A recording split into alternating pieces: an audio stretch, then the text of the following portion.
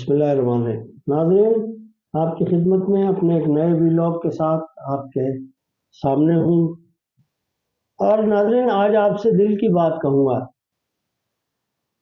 کیونکہ موجودہ صورتحال کو دیکھ کر جو ایک ہلکی سی امید کی کرن جاگی تھی وہ معدوم ہوتی ہوئی نظر آ رہی ہے ہمارے رویوں کی وجہ سے۔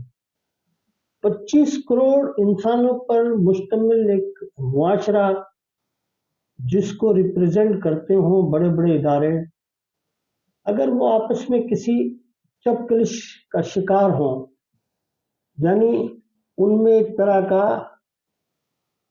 انٹرمنگل شپ یا confidence to each other on each other اگر وہ نہیں ہوگا اور عوام یہ سمجھے گی کہ اب کچھ ہونے والا ہے اداروں کے درمیان، اب کچھ ہونے والا ہے اداروں کے درمیان، اور پھر جو ہمارے مسالے دار میڈیا مین ہیں، میں صرف ان سے دست بستہ گزارش کرتا ہوں کہ جو ملک اقتصادی طور پر ڈوبنے کے دہانے پر پہنچ چکا ہو اور پوری کوششیں کی جا رہی ہوں، یعنی جو ہماری ایکسپرٹیز ہیں ان کی طرف سے پوری کوششیں کی جا رہی ہیں کہ کسی طریقے سے بھی ملک کو، یعنی 10,000 11,000 ارب روپے ٹیکس کی شکل میں جمع کرنے کے باوجود بھی انکم ٹیکس نہ ہونے کے برابر ہے۔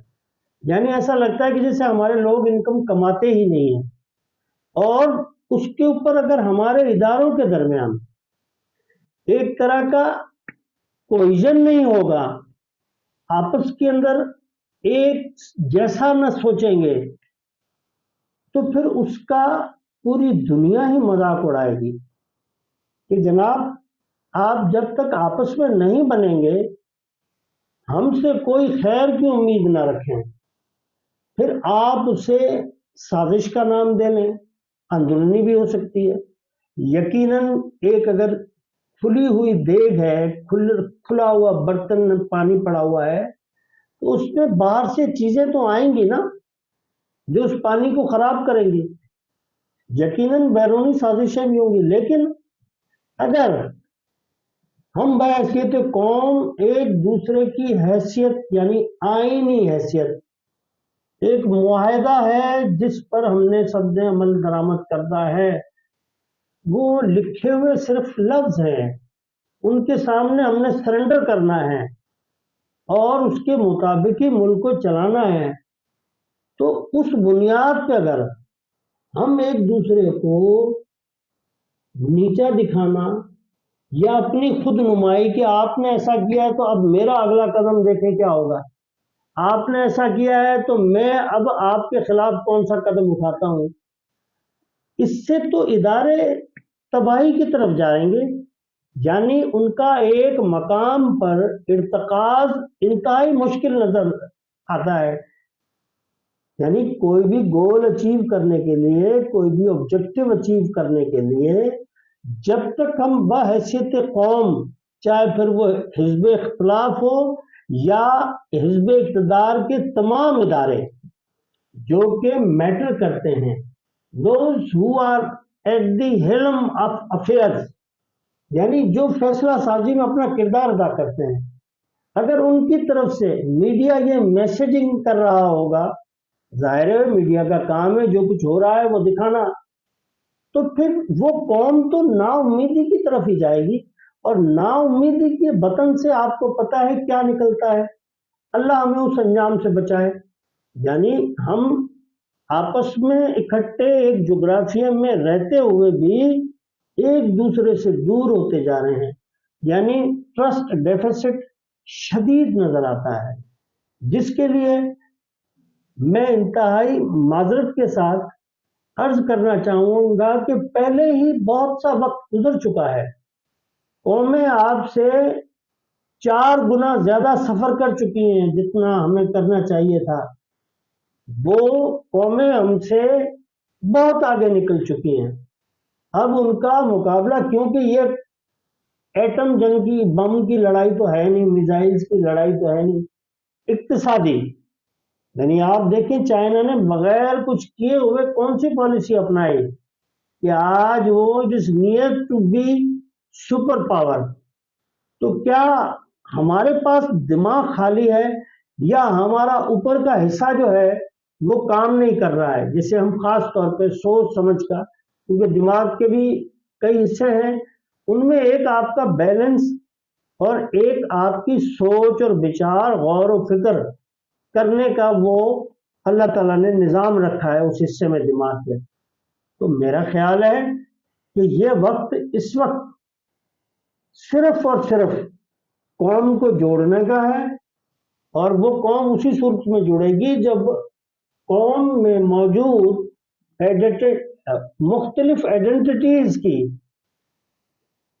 کے مسائل کو ایڈریس کیا جائے اور اس کے بعد میں ریڈریس کیا جائے.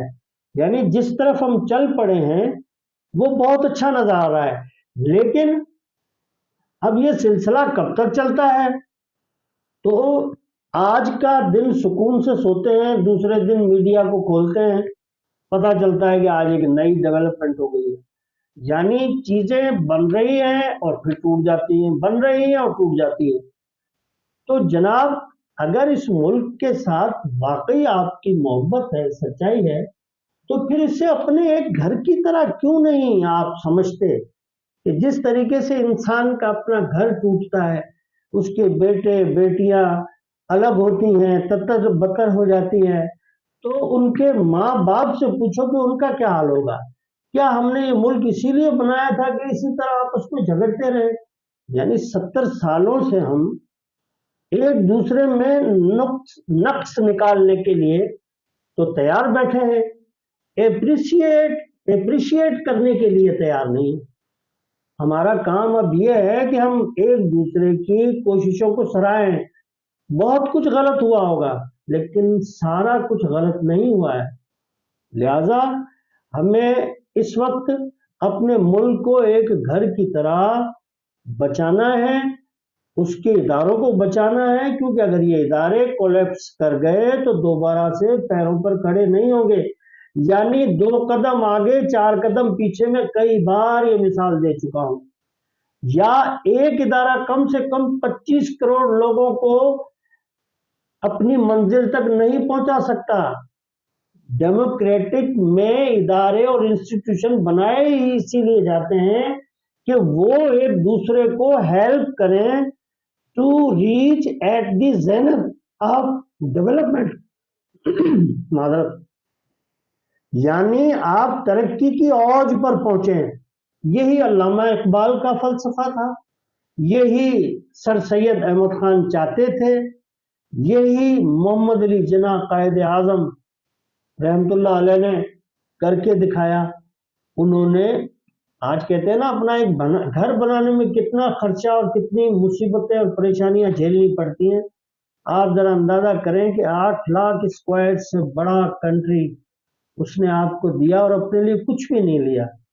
تو خدارا میری التماس ہے میرے قوم کے انسٹیٹیوشن سے، میرے قوم کے فیصلہ سازوں سے، میرے قوم کے میڈیا کے لوگوں سے کہ خدارا ملک کو یکجہتی کی راہ پر گامزن کریں. صرف ہمارا کام ون سائیڈڈ دکھانا نہیں ہے.